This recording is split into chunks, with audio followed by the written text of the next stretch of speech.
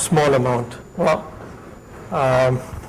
hopefully I'll try to make this enjoyable even for the people who don't have Blackberries. Okay, so today's talk is going to be about social engineering.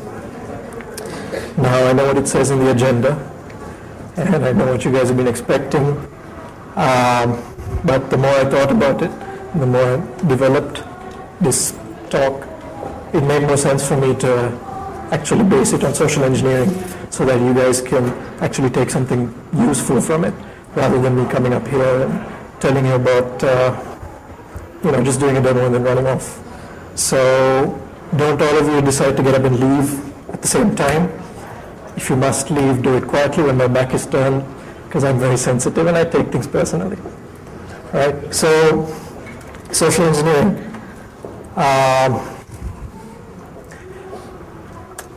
I'd like to talk to you, you guys in the security industry probably know social engineering as the hack that works every time. I saw a TED talk recently given by British journalist Nisha Glenny, where he gives the technical term for social engineering as there's one born every minute. This is apt because essentially what you're doing with social engineering is that you're taking advantage of somebody's trust, somebody's inherent human trust. You're taking advantage of that, you're manipulating him, and you're making him do things, or making him reveal information that you would want. So, what has this got to do with a Blackberry, or any device for that matter? Well, it's simple. No matter how secure a device that you have, there's always an opportunity that you're going to get owned. I think that's a statement worth repeating. No matter how secure a device you have, there's always a chance that you're going to get owned. How? Through social engineering. And why should you care? Because of your personal information, your personal data. If you guys just, excuse me, I'll give the people a chance to settle down before I continue.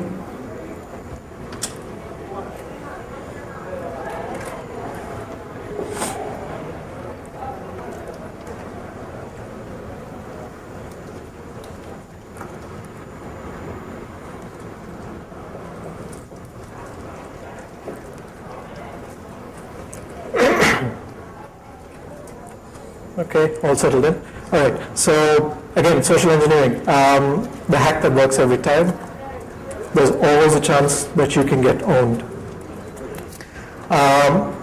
Why should you care? Because of your personal data.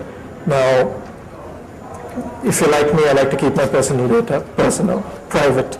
I don't want to share that with anybody.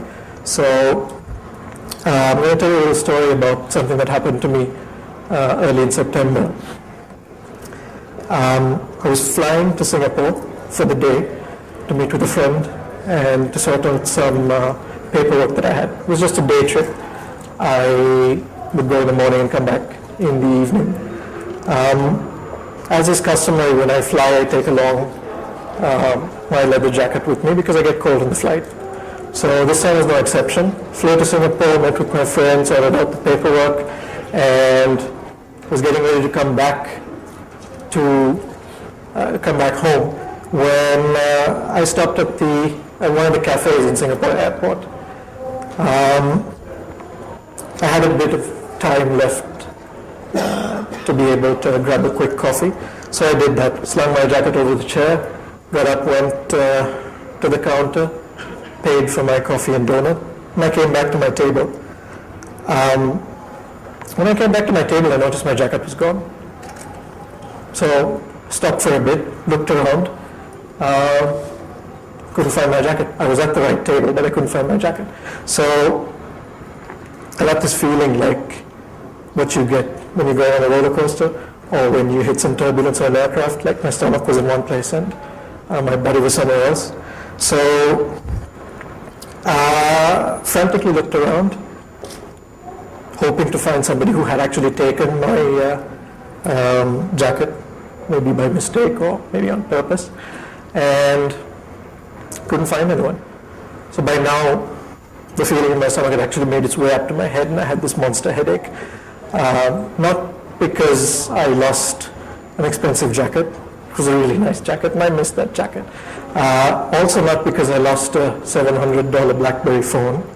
No, the reason I had this monster headache was because all my personal data was on the Blackberry. I mean, my entire life was on this Blackberry. My contacts, my email, my SMS, the high scores to Brick Breaker and Sudoku, everything was on that, and it had disappeared. So I looked around as much as I could, didn't have any luck, and I had to abandon the search that day and just go home because I had to catch my flight. So if any one of you have ever experienced this, I think you should count yourselves lucky, as unfortunate as that may sound, because you can use this feeling to protect yourself in the future.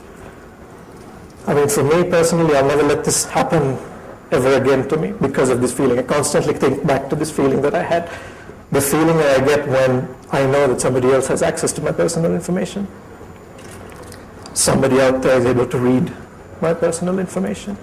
So you guys should consider yourselves lucky if you've ever experienced something like this. So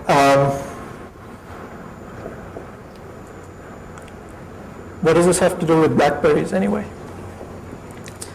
As technology improves and becomes better and better, these phones that we use today are becoming more powerful, becoming much smaller.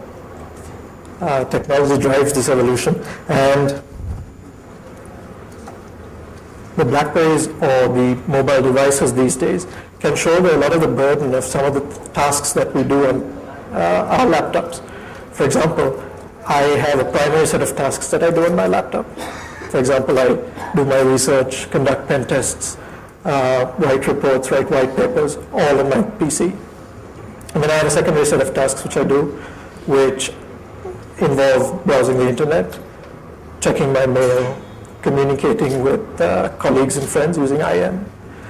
Now, my BlackBerry can do all of these secondary tasks with ease. It's not a big deal. I don't have to break out my laptop wherever I go. I can just check everything on my BlackBerry, check my email, my IM, and I can browse the internet. Although I must say that the BlackBerry has one of the worst or less good internet browsers out there. It sucks ass in comparison to the iPhone browser. And I can see my boss laughing there because he has an iPhone. So despite that, I can still use my BlackBerry to do all these secondary tasks. So here are some of the reasons why I selected my BlackBerry, or why I picked the BlackBerry to use. It's got push email, it's got a full QWERTY keyboard, it's got granular security controls, transport level security, and device encryption. Now, since we're at a security conference, I'm not going to dwell too much on the first two, but instead, I'll talk to you about the other three. Granular security controls. So the BlackBerry has a set of permissions very similar to a PC that you would get maybe in Unix or in Windows. A set of permissions that determines how applications will interact with other applications and your data. So using these permissions, I can allow or deny access to my user data. For example, if an application wants to access my email or my contacts, I can either allow it or deny it. I can allow or deny access for an application to interact with other applications. So for example, if an application wants to talk to my email client or my Maps client, I can either permit that or deny. And internet connectivity. So again, if an application wants to connect to the internet, to a specific site, I can either say, yeah, allow it or deny it. Moving on to transport security. So if you are to get a BlackBerry it's essential that your telco supports the BlackBerry infrastructure. So if your telco doesn't support BlackBerry, then you're not going to get the BlackBerry service. But what's interesting is when your telco provisions it, it's not actually terminating it at the telco. Instead, it's just relaying it down to the servers in Canada. So all your data, your browsing, your email, everything is routed through the RIM servers in Canada. So as you can see in the diagram, any point between your BlackBerry and the RIM servers is encrypted. This includes HTTP traffic, clear text traffic, for example. This is a good thing because people on your network, on your local network, can't sniff it. They cannot sniff your data, and people at the telco can't sniff your data. So the only guys that can actually look at your data are the guys in Canada at RIM. And I have no problem with RIM being able to access my email because, I mean, when have you last heard a war started by a Canadian? Canadians are generally pretty cool guys. I like them, so I have no problem. And my best friend is a Canadian, so I have no problem with the Canadians reading my mail. And the next step is device encryption.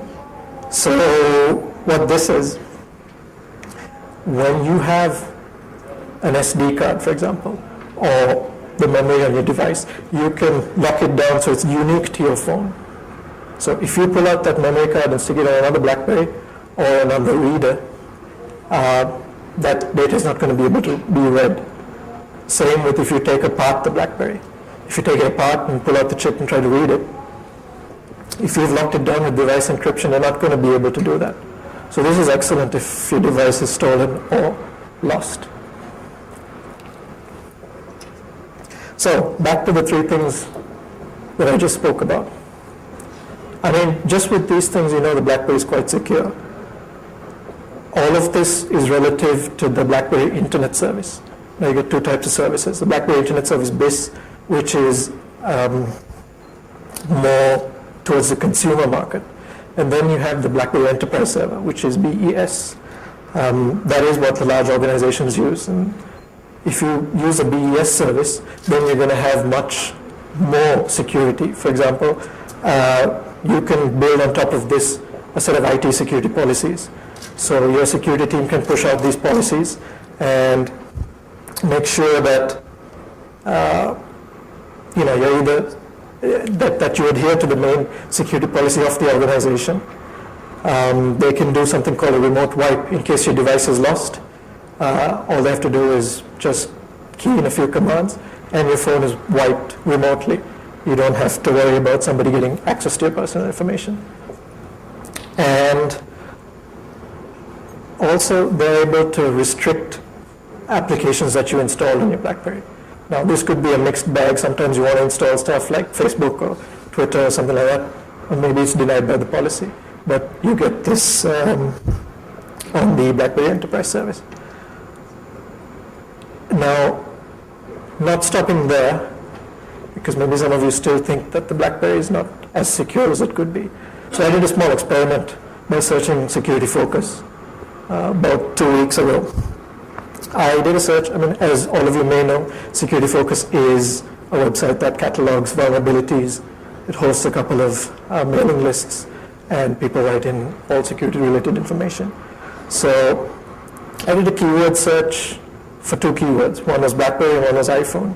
I just wanted to see what types of vulnerabilities were plaguing each of these devices. And this is what I came across. So the BlackBerry has 2 vulnerabilities detected since the time. Yeah, I'm just nodding to my boss there. And the iPhone has 39. Now this is only on the device. If you're talking only on the device, the BlackBerry has 2. One of them was actually found in September, and I don't know if you can actually call it an exploit because it's the way the BlackBerry handled a certificate with a null character. So it wasn't like a remote code execution or something like that. But the iPhone, on the other hand, has a few more bugs than the BlackBerry. So BlackBerry, pretty secure. So why do we want to hack a BlackBerry? Basically, people tend to put a lot of personal information